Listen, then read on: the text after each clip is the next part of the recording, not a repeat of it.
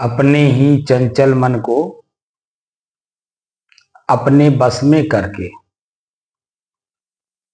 एकाग्रता, स्थिरता एवं स्वयं अपने आप में शांति का अनुभव करने के बाद स्वयं मैं कौन हूं को जानने की दृष्टि से साधना करते करते आज 1444 दिन हो गए। तारीख 20 अक्टूबर सन 2025, दिन सोमवार, प्रातः काल का समय। आज 20 अक्टूबर को सन 2025 का दीपावली है। तो दीपोत्सव, दीप का उत्सव।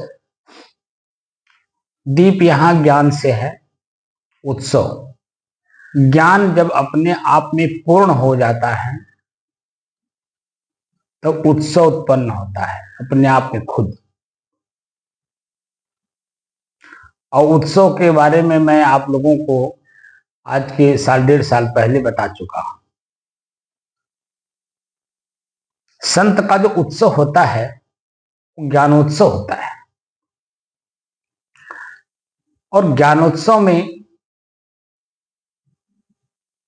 सब कुछ स्पष्ट रूप से दिखता है। जैसे आज प्रकाश है, प्रकाश का पर्व है, दीपावली प्रकाश का पर्व है, तो बाहर जगमग जगमग जगमग जगमग आप देख रहे होंगे।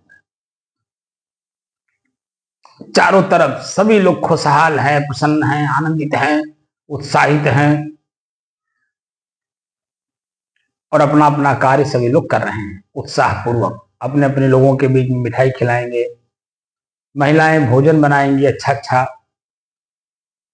शाम को दीप प्रज्वलित होगा, बच्चे पटाखे फोड़ेंगे, सब खुशहाल रहेंगे, नए नए कपड़े पहनेंगे। जो एक सामाजिक समरसता का नियम बना हुआ है, उस नियम के तहत सभी लोग उत्साहित, प्रसन्नचित, आनंदित रहेंगे।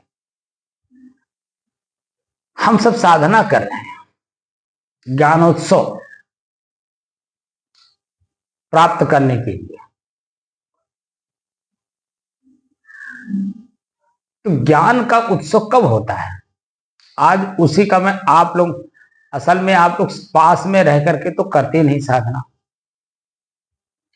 पास में करते तो मैं आपको एक एक शब्दों पे अनुभव कराता, अनुमाने पीछे भाव माने उत्पन्न करवाता, पहले प्रयोग कराता, अब प्रयोग में एक शब्द का प्रयोग कराता और कितने शब्द उससे जुड़े हुए हैं वह सब का आपको आपके ही मस्तिष्क में उसको डालता। एक शब्द में अन्य कितने शब्द उसमें जुड़े हुए हैं, अच्छे और बुरे दोनों रूपों में, प्रसन्नता और दुख दोनों देंगे एक शब्द। खैर ये तो सांसारिक चीजें हैं। आज हम कल शाम को बताया था जीव पाय निज सहज स्वरूपा, यह गोस्वामी तुलसीदास जी ने कहा है, और दूसरे सदगुरु कबीर ने कहा है सहज सहज समाना, सहज सहज में ही समा गया। और यह सहज इन लोगों को मिला कहां से?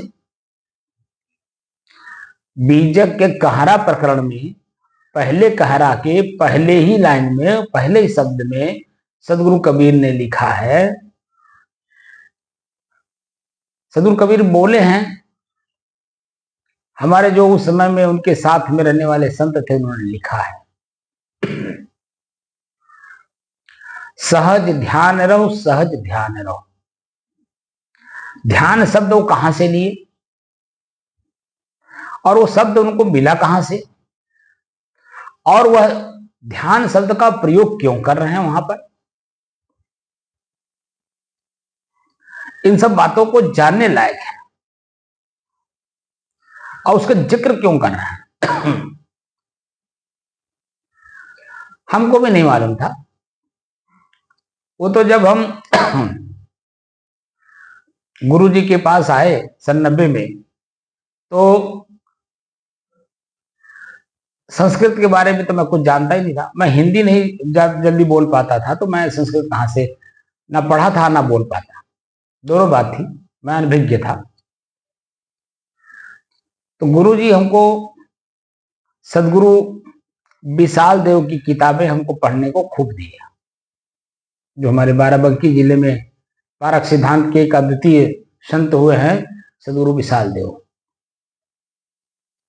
और उसके बाद अभिलाष साहब की पुस्तकें पढ़ने को देते थे, क्योंकि अभिलाष साहब जो भी किताबें उन्होंने लिखा, जैसे मोक्ष द्वार लिखा, तो मोक्ष द्वार कहां से लिखा? सदगुरु अभिलाष साहब की 4 पुस्तकों से ही लेकर के मोक्ष द्वार लिखा है। रहन प्रबोधनी या अन्य जितने भी ग्रंथ हैं, उसमें जो शब्द है वो सदगुरु अभिलाष साहब ने सदगुरु विशाल देव के ग्रंथों से लेकर के किया है। और जो मानव जीवन को हर क्षण उपयोगी है, जैसे क्रोध कब जागता है, क्यों जागता है, कैसे जागता है, किसके ऊपर जागता है, तमाम प्रश्न है। एक क्रोध शब्द लीजिए और उसी पर खूब मंथन करिए। क्रोध क्यों आया, कहां से आया, कैसे आया, किसके ऊपर आया, किस लिए आया, क्यों आया, तमाम प्रश्न है उसमें। तो सदगुरु कबीर साहब ध्यान शब्द का प्रयोग किए, और वह ध्यान शब्द है महर्षि पतंजलि का। महर्षि पतंजलि का भी नहीं है, उनके पहले वो संत हुए हैं, उनका देखिए नाम नहीं उठ रहा है, नाम आएगा तो बता दूंगा, याद आएगा। और उसके पहले अध्यात्म के जो प्रथम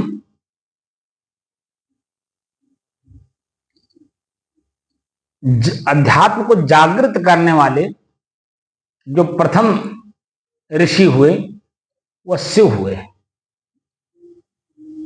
शिव मंगल को कहते हैं।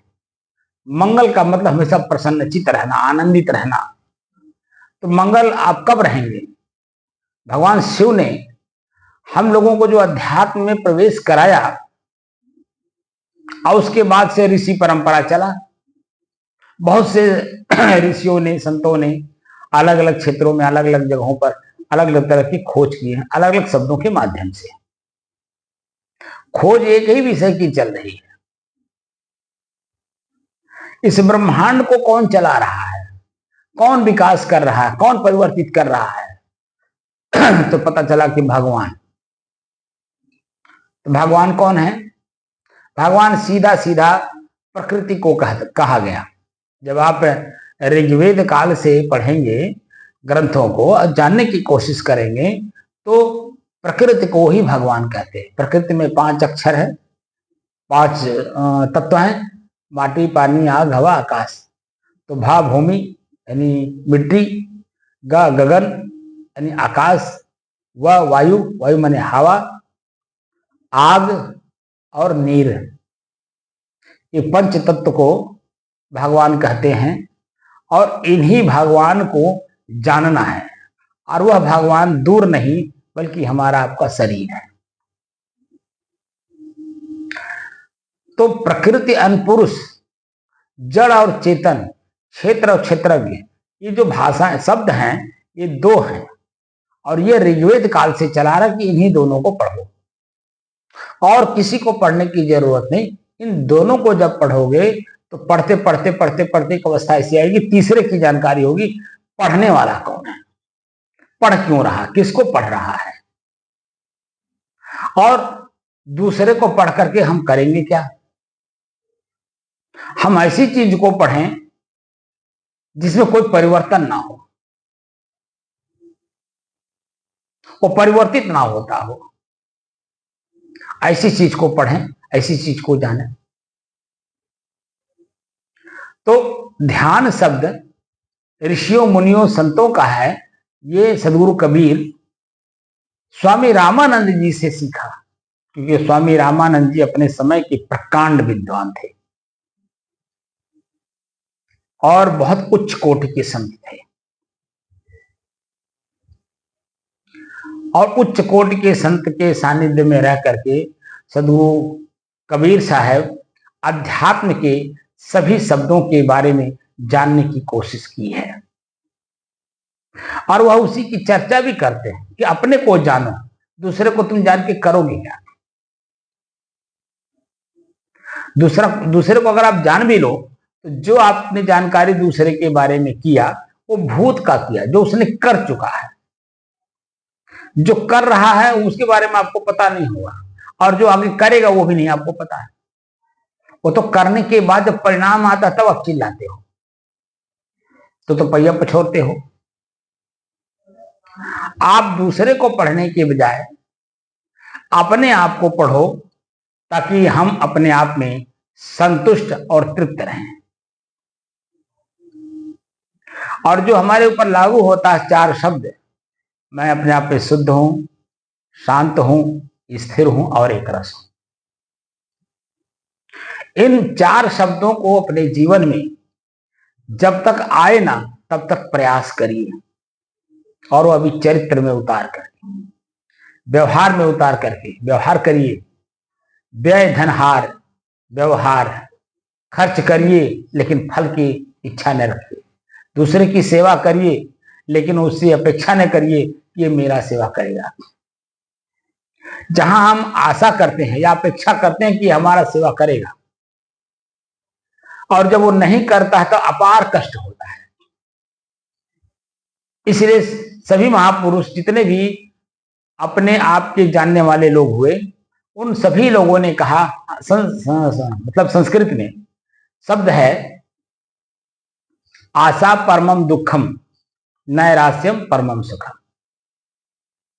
आशा ही दुख का कारण है, और नैरास्यता, जब निराश रहोगे तो कोई कष्ट नहीं होगा। तब आपके पास एक विकल्प होगा, अपनी समस्या का समाधान करने के लिए एक विकल्प होगा। और जब आप आशा किए रहते हैं तो सारे विकल्प को आप बंद कर देते हैं, और जब सारे विकल्प बंद हो जाते हैं तो उस समय में आपकी जो स्थिति बनती है वह असहनीय पीड़ा देने वाली। इसलिए असहनीय पीड़ा देने वाली जो स्थिति है वह पैदा ना हो, इसीलिए ज्ञान की जरूरत है। ज्ञान माने जानकारी। जानकारी जब आप रखेंगे तब समय आने पर अपने आप को, जो समस्या आई हुई है वर्तमान में, उस समस्या से आप निजात पा लेंगे। वहां आपके पास धैर्य और सहनशीलता, क्षमा, ये ऐसे हथियार हैं जो आपको वर्तमान में प्रसन्न और खुश रखते हैं, आनंदित रखते हैं। पीड़ा, दुख, दर्द लाखों कोस दूर रहेगी।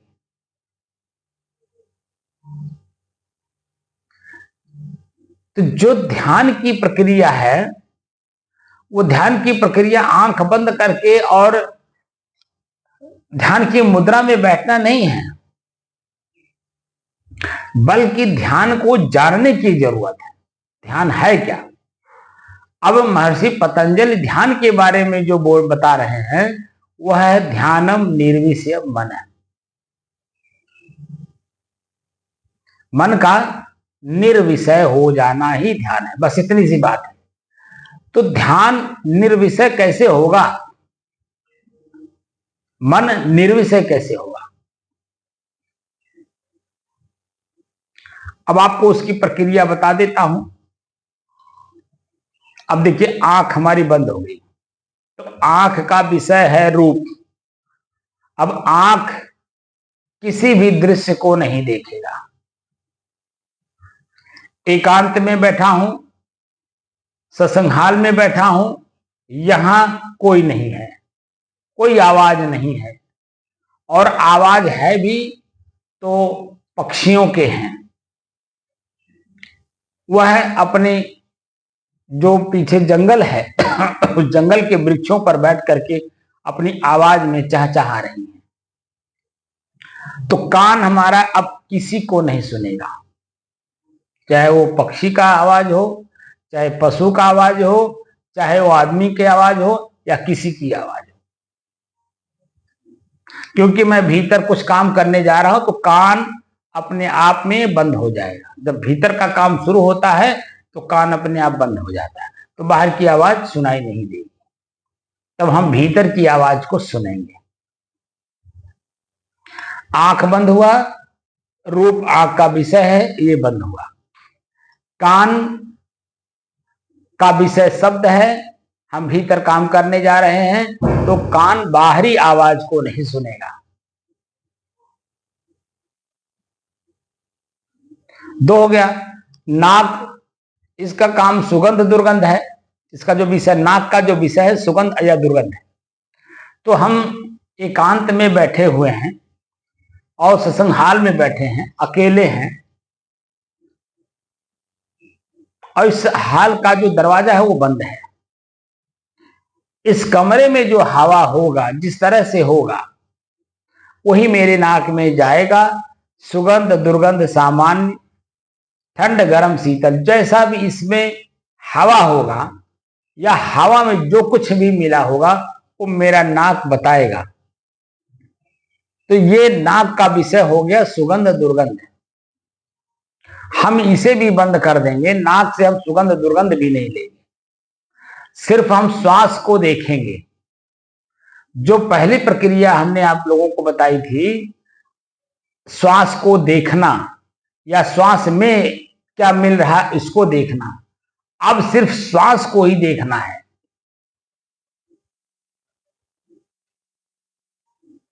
तो नाक का विषय भी खत्म हो जाएगा।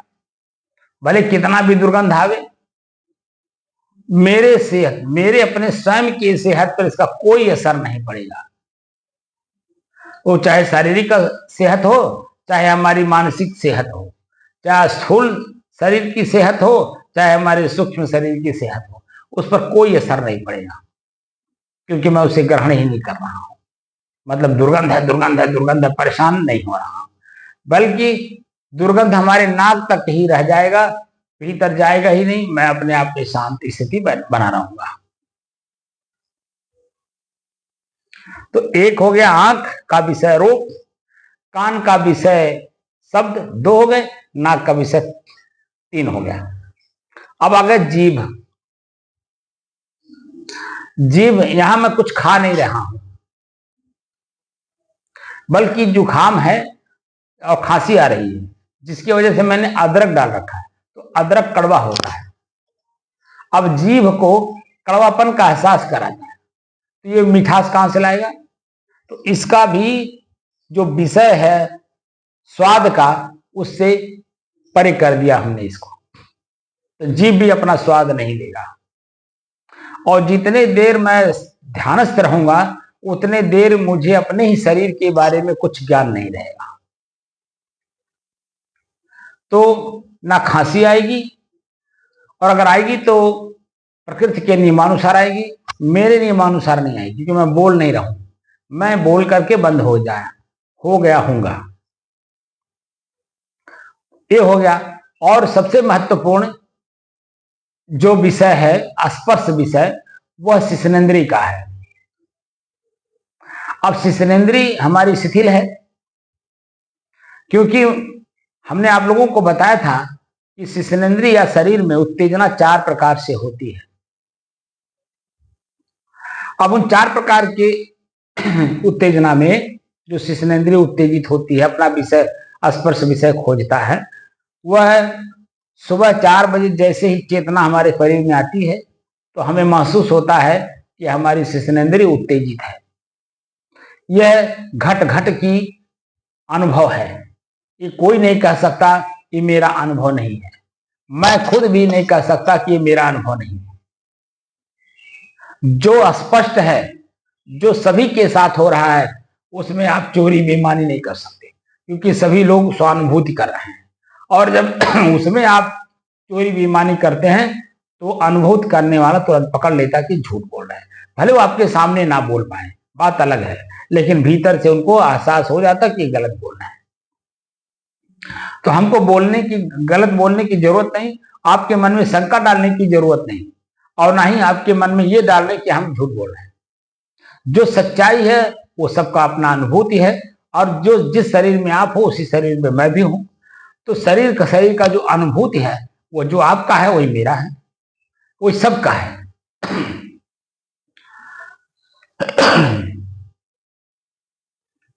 तो लिंग का जो विषय है, स्पर्श विषय, तो उसमें जो पहली उत्तेजना शिश्नेंद्री में होती है सुबह 4 बजे। वो क्यों होती है? क्योंकि शाम को जो शरीर को हम मुंह के रास्ते भोजन देते हैं और मुंह के रास्ते पानी जो पीते हैं, उसकी जो प्राकृतिक जो सिस्टम है, नियम है, उसके तहत अब सुबह के वक्त जैसे नींद खुलती है तो हमें महसूस होता है कि पेशाब लगा है और लैट्रिन लगी है। पेशाब की वजह से हमारी शिश्नेंद्री उत्तेजित है। आप लैट्रिन में जाते हैं, दोनों का त्याग करते हैं, लैट्रिन का भी और यूरिन का भी। आपका शरीर हल्का होता है, शिश्नेंद्री शिथिल हो जाती है। किसी भी प्रकार की मानसिक तनाव, शारीरिक तनाव, सामाजिक, पारिवारिक, किसी भी तरह का कोई तनाव या कष्ट पीड़ा नहीं मिलता है, वहां वो समाप्त हो गया, आप दूसरे काम में लग गए। दूसरा है, शरीर में वायु घूमता रहता है। वायु 5 प्रकार की है, अपान, व्यान, समान, उदान, इस तरह से 5 प्रकार की जो वायु हमारे शरीर में है, वो वायु जब और है ट्रांसफरेबल, तो एक उत्तेजित करने वाली वायु हमारे शरीर में है जिसमें अग्नि तत्व ज्यादा है। तो वो जहां भी रहता है अपने अग्नि तत्व को दर्शा देता है कि मैं यहां पहुंचा हूं अपने पूरे शरीर में। तो जब शिश्नेंद्री के पास हो जाता, चाहे आप अकेले हो, एकांत में हो, भीड़ में हो या बहुकांत में हो, बहुत लोगों के बीच में हो, जब वह आपके शिश्नेंद्री के पास पहुंचता है तो आपको अपने शिश्नेंद्री के उत्तेजित होने का एहसास करा देता है। वहां आपको मन में लाना नहीं होता, ना कोई दृश्य है जिसकी वजह से वो जागृत हो। वहां तो सिर्फ वायु है, वायु अपना काम कर रहा है, जिसके कारण आपको पता चलता है कि मेरी शिश्नेंद्री उत्तेजित हो गई, या अंदर से आभास होता है। क्योंकि वस्त्र पहने हुए हैं इसलिए दिखाई नहीं देता, बाहर कोई देख नहीं सकता, लेकिन हम स्वयं महसूस करते हैं। 2 हो गया। तीसरा है, कब्ज के कारण भी हमारी शिश्नेंद्री उत्तेजित होती है। जो चौथा है यही महत्वपूर्ण है, जब यही हमारा आंख रूप को देखता है, यानी स्पर्श विषय के जो विषय है उसको जागृत करने में हमारा आंख महत्वपूर्ण भूमिका निभाता है। जैसे किसी स्त्री का शरीर देख लिया, आंख ने शरीर को देखा, ऊपरी चमक दमक को, और मन बन गया, भीतर से चाहना, मन मतलब चाहना, अब मन, आंख ने देखा, भीतर से चाहना बना। अब वो चाहना ही आपको सारे दुखों का जड़ बना देता है।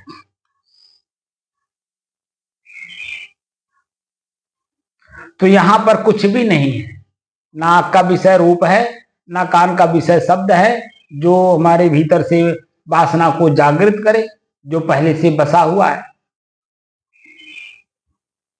तो भीतर से जब हम एकांत में बैठे हैं, अगर हम सात्विक शब्द का चिंतन करेंगे तो हमारा शरीर, मन, इंद्रियां सब प्रफुल्लित, प्रसन्नचित, आनंदित होंगी। अगर हम भले एकांत में हैं, साधना, अन्य आप लोगों को देखने के दृष्टि से मैं साधना में बैठा हूं, लेकिन भीतर से अगर हमने किसी भी वासना का भीतर से स्मरण कर लिया, ख्याल कर लिया, वही ख्याल हमारे शरीर को उत्तेजित करता है, हमारी शिश्नेंद्री को उत्तेजित करता है और अंधा बना देता है। अंधा बनाने का मतलब है कि बुद्धि में किसी भी प्रकार का अन्य विकल्प रहने नहीं देता, सारा विकल्प खत्म करके सिर्फ एक विकल्प सामने रखता है कि हमारे शरीर में जो उत्तेजना जागृत हुई है उस उत्तेजना का समाधान एक ही है और कुछ नहीं। यह जो हमारे मस्तिष्क में उभरता है, शरीर में उभरता है, इंद्रियों में उभरता है, यही कष्टदायी होता है और यही जन्म मरण का मूल कारण होता है। तो यहां पर जो हम लोग ध्यान कक्ष में बैठे हैं, तो एक तो मैं खुद भी साधु के रूप में हूं, मेरा काम है साधना करना और मेरे सानिध्य में जो भी आए उसको साधना कराना, ये मेरा काम है, मेरा प्रोफेशनल काम है। ऐसा भी नहीं है कि खाली दिखावा है, ये मेरा प्रोफेशनल काम है क्योंकि हमने खुद चॉइस किया है। साधु बनना मैंने खुद चॉइस करके साधु बना हूं, तो ये मेरा प्रोफेशनल काम है और वो मेरा भीतर का है, मैं बाहर उसको प्रदर्शित नहीं कर सकता। बाहर प्रदर्शित कैसे करूं, क्योंकि वो भीतर की चीज है। अब बाहर प्रदर्शन का मतलब होता है भीतर से इच्छा है और यहां इच्छा ही को मारना है, इच्छा को ही बदलना है।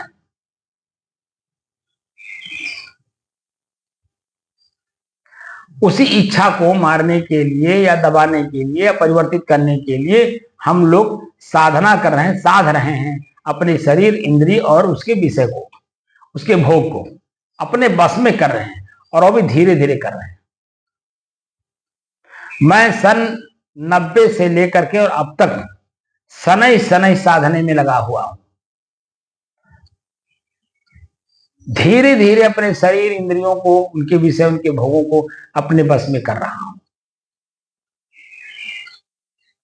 और यह हमें तब तक करना होगा जब तक मैं शरीर में हूं, अंतिम श्वास तक। क्योंकि हमारे गुरुओं का, संतों का, ऋषियों और मुनियों का सख्त हिदायत है, अगर आपने इस क्षेत्र में आए तो आपको अंतिम श्वास तक इसी में रमे रहना होगा, अन्यथा आपका ही शरीर, आपकी इंद्रियां कब कहां कौन सी चीज मांग लेंगी और आप दे देंगे और जैसे आप दिए तैसे उसका परिणाम भुगतने के लिए तैयार रहेंगे। इसलिए इसे देना नहीं है। अगर आपने भूल से भी दे दी तो उसका परिणाम आपके सामने होगा। इसलिए सपने में भी नहीं सोच सकते कि हमें अपने इंद्रियों को यह विषय देना है, उसका भोग देना है। हम भोजन भी अगर करते हैं तो बेस्वाद करके करते हैं। कभी आप संतों के भोजन को देखा नहीं करते हुए, जो भी आप बना के देंगे, 56 प्रकार का भोजन ही बना करके दे देंगे, सबको कम में मिला देंगे।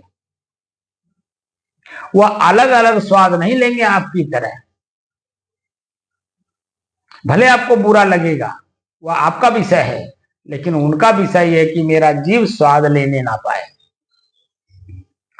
और आप कितना भी उनको खिलाने की कोशिश करिए, वह अपने शरीर में मध्य मार्गी बन करके चलते हैं, उतना ही शरीर को भोजन देते हैं जितने से चेतना बनी रहती है। और चेतना के प्रकाश में ही रह करके हम अपने शरीर और शरीर के इंद्रियों के विषयों से अपने को बचा सकते हैं। अगर चेतना का प्रकाश नहीं है तो अचेतन मन अचेत है, कब कहां क्या करा देगा कुछ पता नहीं, क्योंकि मन जागृत है। मन का जो स्वामी है वह जागृत नहीं है। मन अपने स्वामी को सुला दिया है लाभ दिखा करके। अब यहां स्वामी को जागृत रहना है कि मन मेरे ऊपर हावी न होने पावे, कोई लाभ हमें न दिखा पावे, वह मेरे अधीन हो, और वही काम हम लोगों को करना है। तो ध्यानम निर्विषयम मन है। ध्यान क्या है? मन का निर्विषय हो जाना। तो हमारा आंख बंद हो गया, अब हम अपनी प्रक्रिया की ओर चल रहे हैं। आंख बंद हो गया, कान बंद है, कोई बाहर की आवाज सुन नहीं रहा। अब मैं अपनी वाणी को भी विराम देने जा रहा हूं, जो आवाज निकलेगी ही नहीं। अब सिर्फ अंदर क्रिया होगी अपने शांत प्रक्रिया में। जो मेरा स्वरूप है शांत स्वरूप, जो शांत स्वरूप मैं हूं, उस अशांत स्वरूप में मैं प्रवेश करूंगा और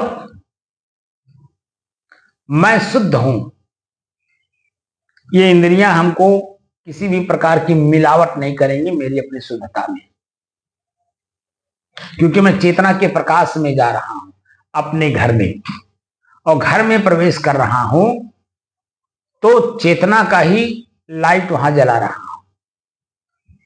कभी भी आप घर में घुसते हो, ताला बाहर से खोलते हो, ताला जब खुल जाता है तो कुंडी खोलते हो, कुंडी खुल जाता तभी दरवाजा आप ढकेल करके घर के अंदर प्रवेश करते हो। तो अंदर प्रवेश करने से पहले ही जो आपने अपने दरवाजे पे ही पीछे बोर्ड लगा रखा है इलेक्ट्रिसिटी का, उसका बटन आप वहीं दबाते हो ताकि लाइट जल जाए और जो वस्तु जैसा है, जहां है, जिस रूप में है, स्पष्ट दिख जाए। हम किसका प्रयोग करना चाहते हैं, प्रथम वह स्पष्ट दिखाई दे, सिर्फ वही रहे, उसके पास ना सांप हो, ना बिच्छू हो, ना गोजर हो, ना तिलचट्टा हो, ना ककरोच हो, यहां तक कि कोई छिपकली वगैरह भी ना हो।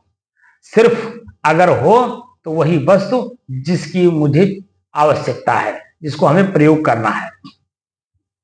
सोफा पे बैठना चाहते हैं, बिस्तर पे आप लेटना चाहते हैं, किचन में जाना चाहते हैं, पानी पीना चाहते हैं, यानी जो भी काम आप करना चाहते हैं, सिर्फ वही चीज दिखे आपको और वहां कुछ ना हो। और अगर आपको कुछ वहां और भी दिख गया तो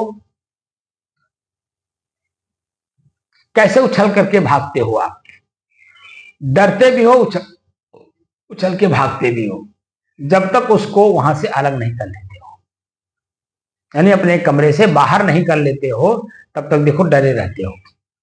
यही हाल हमारे संतों की है। हमारे अंदर में सांप भी है, बिच्छू भी है, ककरोच भी है, छिपकली भी है, तिलचट्टा भी है, चूहा भी है, क्या क्या बताएं, क्या क्या अंदर नहीं है। अब सबको हमें सफाई करनी है। लाइट जल गई, सफाई कर लेनी है ताकि हम निश्चिंतता पूर्वक अपने कमरे में हर काम कर सकें।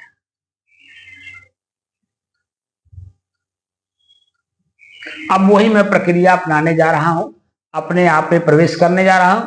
हमारी नाक बजेगी कि हमारा सर नीचे होगा, कि आपको देखने में आपकी आंखें जागृत हैं, मन जागृत है। जो पहले आप देखे हुए हैं, सुने हुए हैं, जाने हुए हैं, प्रयोग करते हैं, उसी को सिर्फ आप लोग समझोगे। भीतर की जो स्थितियां हैं, इसीलिए मैं कह रहा था कि जब तक आप पास में रहोगे नहीं और एक एक शब्दों पर खोज नहीं करोगे, एक शब्द पे कम से कम सैकड़ों शब्द आपके इर्द गिर्द घूमेंगे। और वही चीज मैं अनुभव कराना चाह रहा था रामावतार बाबू को, लेकिन रामावतार बाबू उस चीज को कर ही नहीं पाए, बल्कि उनके अंदर में जो कबाड़ था वो मेरे ऊपर हावी कर दिए। वो कबाड़ को निकाले नहीं, कबाड़ को समझ ही नहीं पाए कि कबाड़ को निकालने के लिए हम साधना करना है। वो कबाड़ ही हमारे ऊपर रख डाल दिए, नाले पे दहला कर दिए। तो खैर, हार तो आपकी हुई है, मेरी नहीं। हार का मतलब हुआ कि जिस लक्ष्य को पाने के लिए आपने लक्ष्य बनाया बड़ा सा कि मोक्ष चाहिए, और मोक्ष को समझे ही नहीं, उसे देखे ही नहीं, और पट से हमारी बात का जवाब दे दिए। अरे जिस क्षेत्र का आप विशेषज्ञ हो, उस क्षेत्र का हमें विशेषज्ञता चाहिए भी नहीं। अगर मैं करना चाहूं तो मुझे ज्यादा दिन नहीं लगेगा उसको अब अनुभव करने में। लेकिन जो मैंने अनुभव किया है, इसको पाने के लिए बड़े बड़े के पसीने छूट जाते हैं यहां तक पहुंचने के लिए, तो आप किस खेत की मूली हो। समझने का प्रयास तो कर ही नहीं रहे हैं, आप भी नहीं कर रहे हो, क्योंकि पास में रह करके ही एक एक कोई भी साइंटिस्ट बिना सीनियर के साथ बैठे उसके साथ अपनी बातों को शेयर किए और उसकी बात को ग्रहण किए बिना ये कहिए कि कोई अलग से अपना नाम साइंटिस्ट लेकर रख करके और समाज में पॉपुलर हो जाए, संभव नहीं है। ना कोई वकील पॉपुलर हो सकता है बिना सीनियर का सानिध्य प्राप्त किए, ना कोई डॉक्टर हो सकता है बिना सीनियर का सानिध्य प्राप्त किए। अफसर भी देखा जाता है, जो अफसर बनते हैं वह भी जब उनको सरकार अपॉइंटमेंट कर लेती है तो सीनियर और अनुभवी अफसरों के सानिध्य में उनको शुरू में रखा जाता है, सीखने के लिए, जानने के लिए, समझने के लिए, और कौन सा शब्द कहां प्रयोग होता है उसको प्रयोग करने के लिए। तो हर जगह जब भौतिक जीवन में किसी चीज को प्राप्त करने के लिए अनुभवी लोगों की जरूरत पड़ती है, यहां तो हमें स्वयं को जानना है। तो स्वयं को जाने हुए संत महापुरुषों के सानिध्य में जब तक आप जाएंगे नहीं, ये कहिए कि विद्वान लोग आपको शब्द के जाल में उलझा करके, जैसे ओशो शब्द जाल में उलझा गए,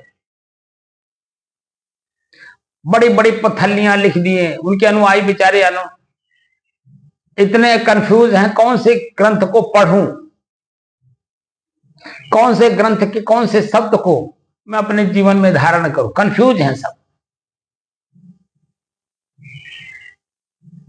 बड़े बड़े विद्वान प्रवचन के माध्यम से आपके अपने अंदर की वासना को सुप्त कराना चाहते हैं, त्याग कराना चाहते हैं, वह भी खाली शब्द जाल में, खुद में आचरण दिखा करके नहीं। जब तक खुद में आचरण ना हो, सामने वाला प्रभावित नहीं होता है। सामने वाले के अंदर में बल्कि प्रश्न उठ जाता है, ये क्या कह रहे हैं और ये खुद भी क्या कर रहे हैं, हमको कह रहे हैं त्याग दो, और अपने क्या कर रहे हैं। आज हर मनुष्य के अंदर में एक प्रश्न उठ रहा है, और लोग बोलते भी, मैं अपने खुद भी सुना हूं। ये जो बड़े बड़े आध्यात्मिक लोग हैं, धार्मिक लोग हैं, कहते हैं कुछ साथ नहीं जाएगा।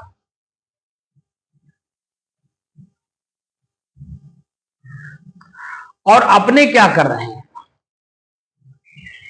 जैसे अभी घटना पिछले साल का हुआ, पिछले साल का भी नहीं, लगभग हमको लगता है 5-6 महीना हुआ होगा, अयोध्या का ही घटना है। और अभी 11 तारीख में घटना वही घटी।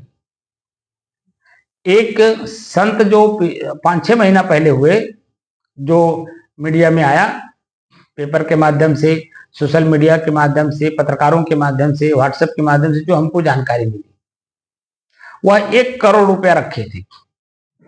और उनका ही अनुयायी, उन्हीं के आश्रम में पढ़ने वाला विद्यार्थी 10 लाख का चाहना कर दिया, और 1 करोड़ रुपया उनका वहीं का वहीं रह गया। 10 लाख के चक्कर में उनको मार दिया।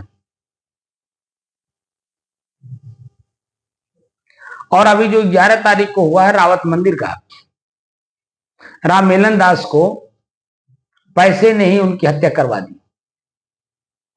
अभी 1 महीना हुआ भी नहीं होगा, जमीन उन्होंने बेचा, 8 करोड़ रुपया प्राप्त हुआ था। एक तो 8 करोड़ रुपया वो, और 1.5 करोड़ से ज्यादा उनके खाते में था। कुछ कैश भी रहा होगा। और मजे की बात है, उनके पारिवारिक लोग वहां उपस्थित थे।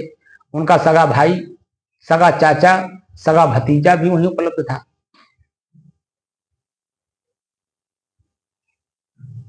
अब किसके मन में क्या चीजें आई, कुछ समझ में नहीं आया। और वो संग्रह करने वाला व्यक्ति उसी संग्रह, धन के संग्रह में ही मारा गया।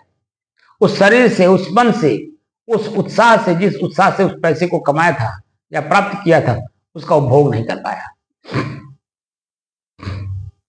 और शरीर नष्ट करवा लिया।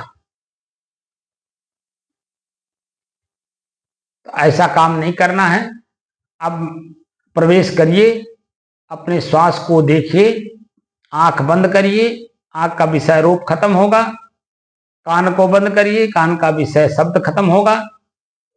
और श्वास को देखिए, और श्वास में जो सुगंध लेकर के जो आनंद की अनुभूति कराने वाली स्थिति पैदा होगी, या दुर्गंध आएगा तो भागने का मन करेगा।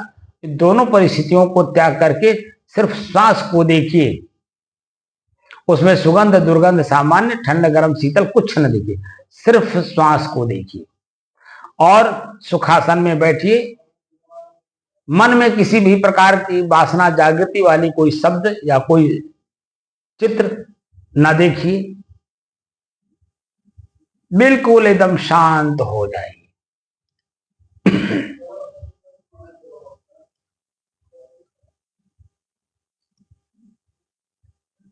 आज का जो अनुभूति है वो है ध्यानम निर्विषय मन है। मन का निर्विषय कर देना ही ध्यान है और भीतर से चेतना हो कि मेरा मन, मेरी इंद्रियां, मेरा शरीर सब अपने अपने विषय से अलग हो रहे हैं।